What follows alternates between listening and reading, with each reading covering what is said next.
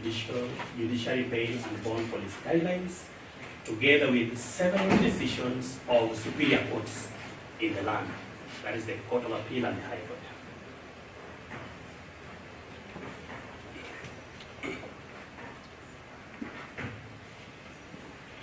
And Your Honor, that the list provided in the judiciary bail and bond policy guidelines is not exhaustive.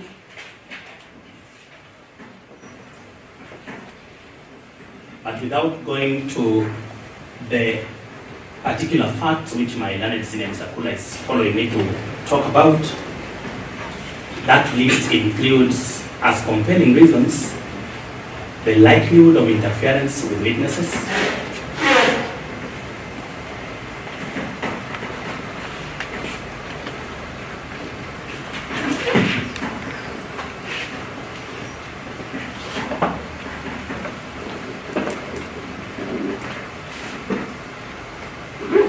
the likelihood to interfere with ongoing investigations,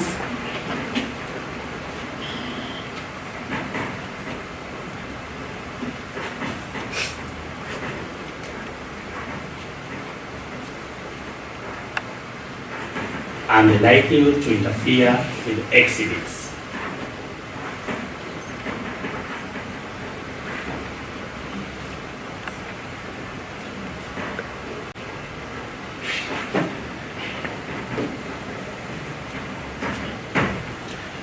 In concluding on the legal issues, the primary purpose of bond is to ensure that an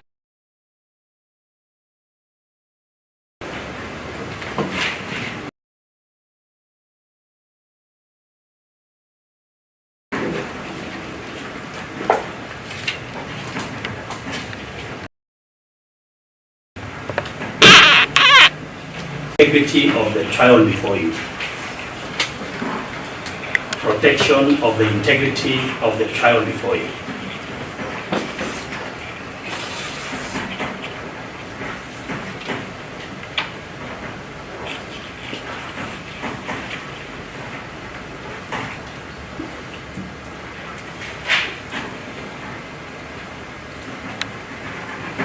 So that, Your Honor, even where it is shown that an accused person shall turn up for trial,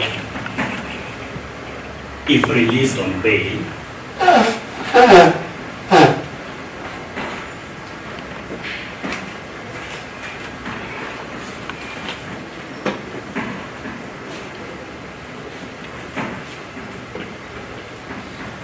where releasing an accused person on bail will prejudice the integrity of the trial.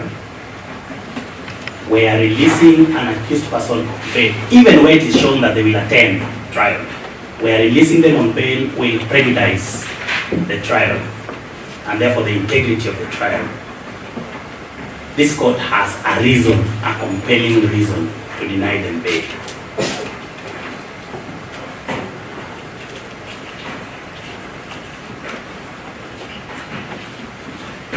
And Your Honor, a likelihood to interfere with witnesses, exhibits, or ongoing investigations is a high likelihood of interference with the integrity of a trial. That is our submission.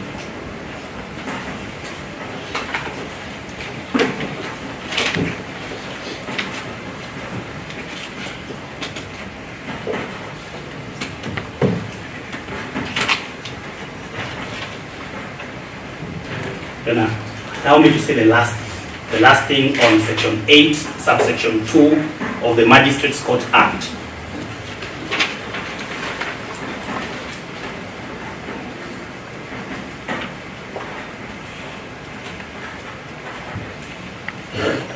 Section 8, subsection 2 of the Magistrates Court Act deals with the court's jurisdiction, I mean subordinate court's jurisdiction, to enforce Bill of Rights or questions of interpretation relating to Bill of Rights.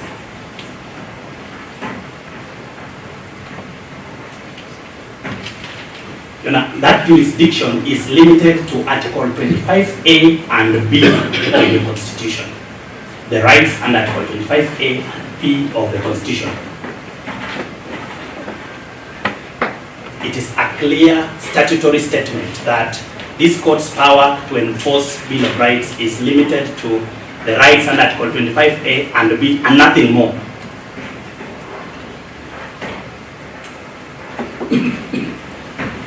So that, Your Honor, reference to constitutional provisions as regards Article 49 on bail can only be made in respect of 25A and B. Anything outside of that is outside your jurisdiction, and where you have no jurisdiction, you pen down on those questions of constitutional interpretation if raised. I am honored to appear before you. I thank you and invite my learned senior, Mr. Akula.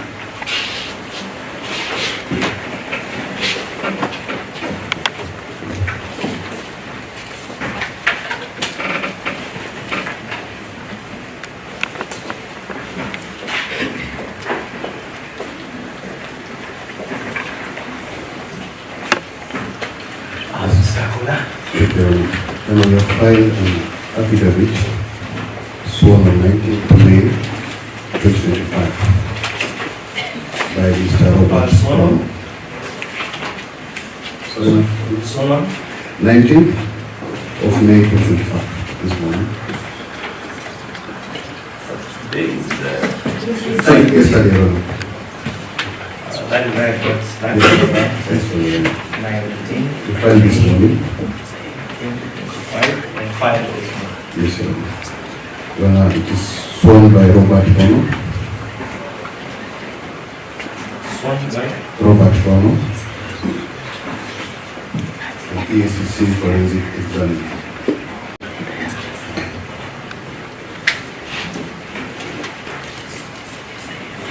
There are the factual reasons or grounds to reject bail are defined from paragraph 1 to paragraph 12. However,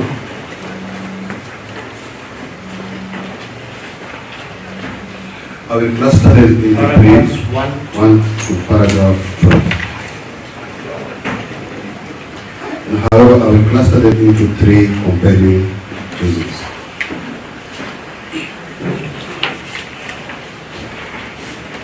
The first one,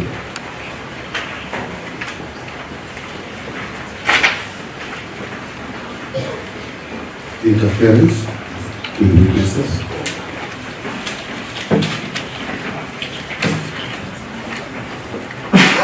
The second one, public safety. And lastly, the severity of the offense.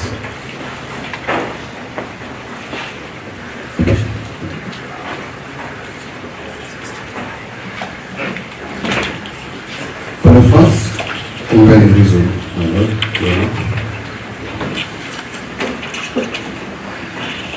we submit that subject to this case,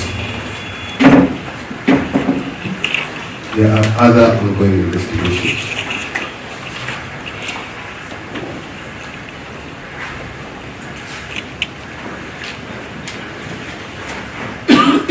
Which at paragraph 3 and 4 found that paragraph 3 and paragraph 4 of the affidavit confirm that the accused person, through his agents,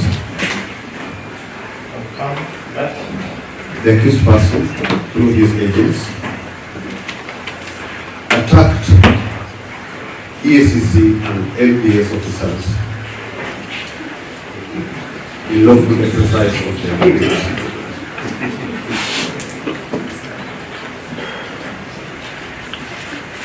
This has been reported and is captured under annexure number R38.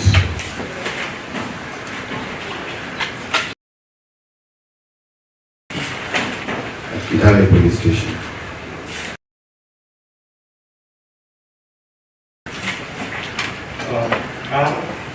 R38. PR38. Annexure PR38.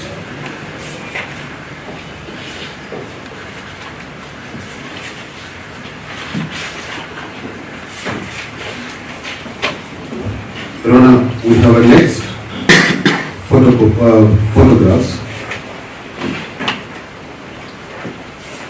of security vehicles.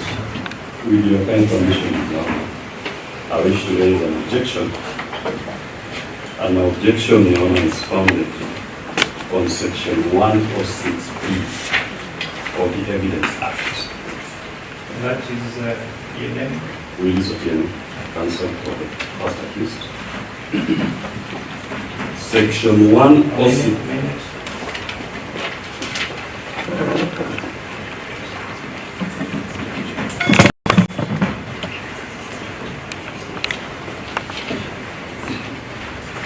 Yes, Section 106B on electronic evidence. on electronic evidence. You get your time. No, I wanted to raise an objection because it's time to refer to it. You get your time, let him continue. Also,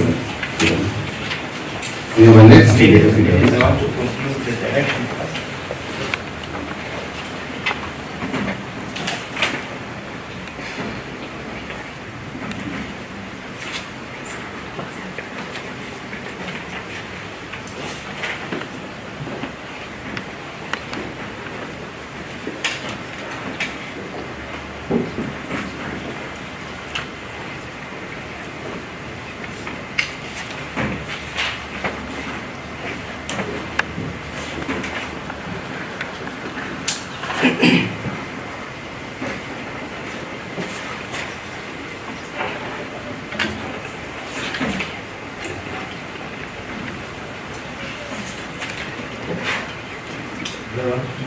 You can continue. Yes, Your Honor. We have next a series of photographs marked as RR1 to RR37.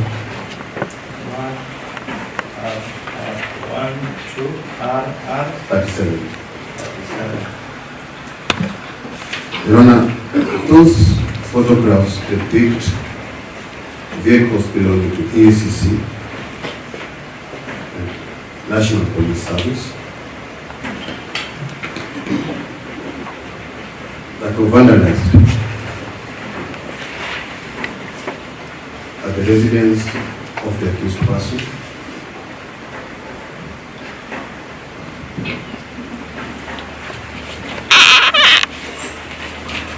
Yesterday, when the officers were executing the lawful mandate.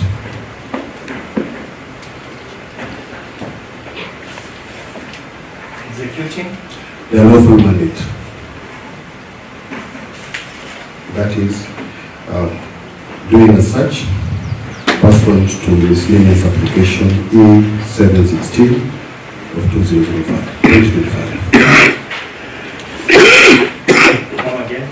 Miscellaneous application number? E716 E716 of 2025. That is detailed in paragraph number 4.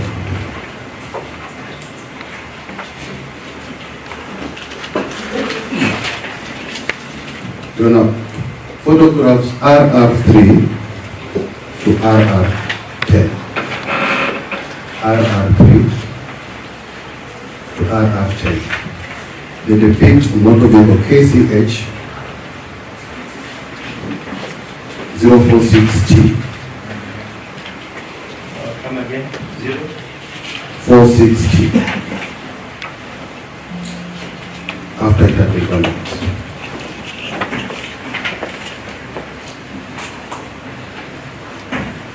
When our photographs R11 and 12 depict KCD 628X. Photograph R11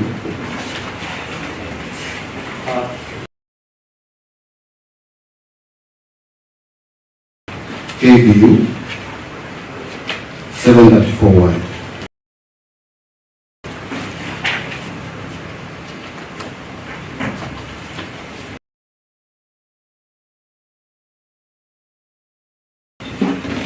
And photographs for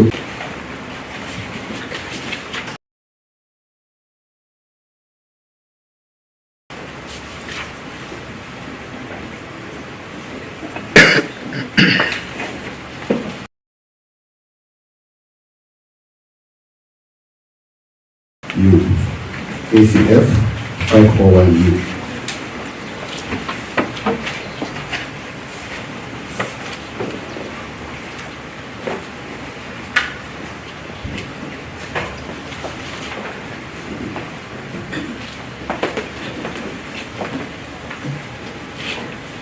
At paragraph 7 and paragraph 8, the officer depons. Sorry? At paragraph 7 and paragraph 8, Mr. Rono depons in these vehicles. Important documents were taken.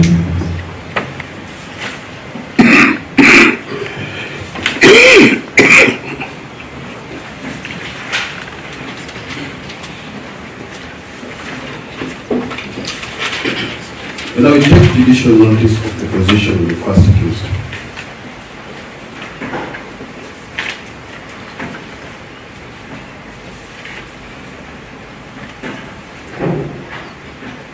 The witnesses in this case, Your Honor, upon disclosure,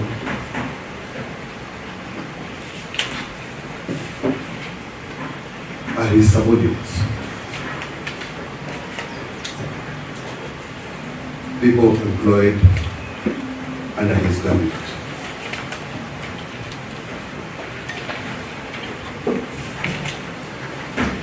What is the test of interfering with witnesses? It is not beyond reasonable doubt. The test is just a reasonable prospect that the accused may tamper with the witnesses. The test is? A reasonable prospect that the accused person will tamper with the witnesses or the evidence. Perhaps, and I'm aware of the directions you've given for the diaspora. Perhaps we need your guidance whether counsel can go outside the content of his affidavits and claim to bring averments that are not contained in the affidavits, because that will prejudice us in terms of our response. Because there is no averment in the affidavit to that effect that the proposed witnesses are the subordinates of the government. I'll give a guidance again. Wherever you pick along the way from both submissions, kindly bundle them together. Once you rise, I expect that you address all the issues in one sweep. I'm wondering. But let me record you first. Factual witness this record is rejection.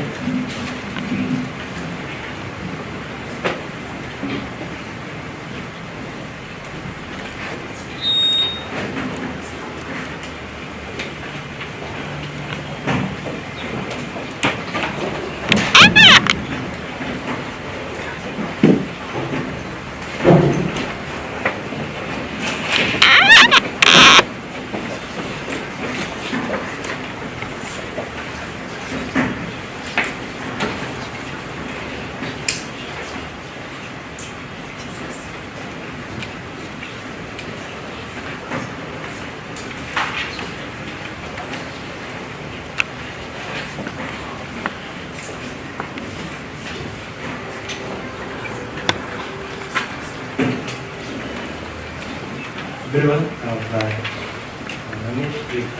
I will repeat your honor. How long more? I thought we were going to take 3 minutes. Now we are going to we sit here the whole day. Just off the cuff. How long more? Around 10 minutes. 10 minutes. Just summarize this. 10 minutes.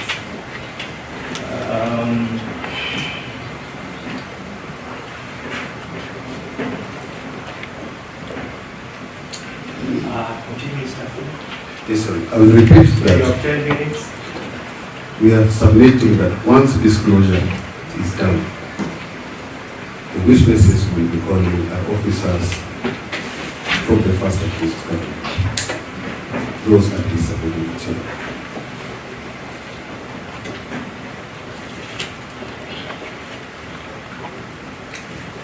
I'll go to the second link. severity of the offense. Three. I'll go to the second compelling reason.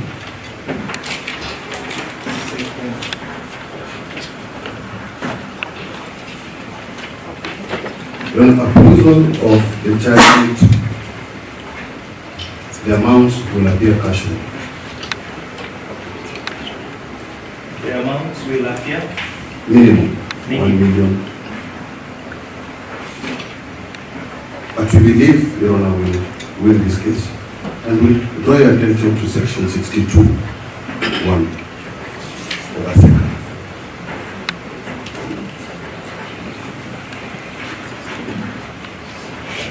62(1) for a second.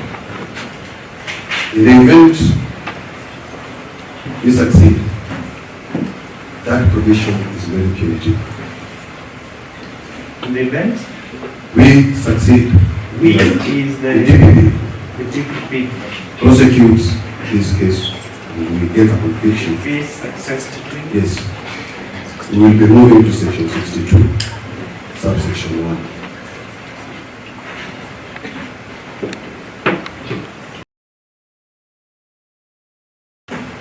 And you know that the severity of corruption cases for someone to interfere is subject to the positive. Lastly,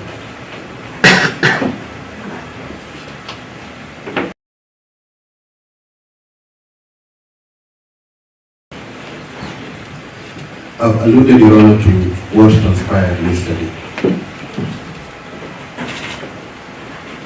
And I've said that investigations with regard to other cases are ongoing.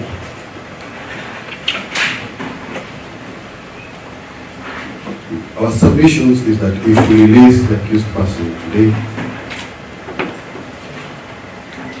what transpired yesterday, Your Honor, will occur. And we are apprehensive that in the interest of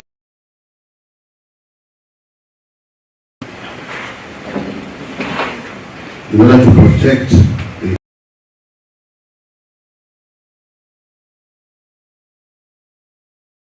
integrity of the criminal justice processes,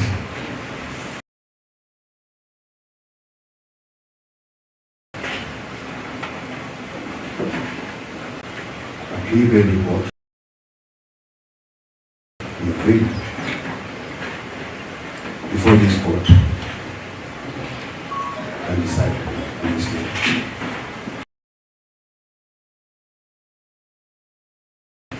That will be a minute.